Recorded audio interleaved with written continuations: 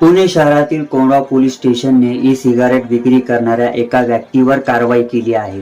23 जुलै 2026 रोजी कोंढवा परिसरात पोलिसांचे पॅट्रोलिंग सुरू असताना गुप्त माहिती मिळाली की पारगे नगरी येथील सुपी पान टपरीवर वैधानिक इशारा नसलेल्या तंबाखूजन्य सिगारेट आणि ई सिगारेटची विक्री केली जात आहे। या माहितीच्या आधारे पोलिसांनी छापा टाकून रेहान आरिफ पठाण वय 22 वर्ष याला ताब्यात घेतले। त्याच्या पान टपरीची तपासणी केली असता एल्फबार कंपनीच्या विविध फ्लेवरच्या ई सिगारेट आणि तंबाखूजन्य सिगारेट असा सुमारे 45,180 रुपयांचा मुद्देमाल जप्त करण्यात आला। या प्रकरणी कोंढवा पोलीस ठाण्यात इलेक्ट्रॉनिक सिगारेट प्रतिबंधक कायदा तसेच सिगारेट आणि तंबाखूजन्य उत्पादन कायद्यानुसार गुन्हा दाखल करण्यात आला असून पुढील तपास सुरू आहे। ही कारवाई वरिष्ठ अधिकाऱ्यांच्या मार्गदर्शनाखाली कोंढवा पोलीस स्टेशनच्या गुन्हे शाखेच्या पथकाने यशस्वीरित्या पार पाडली।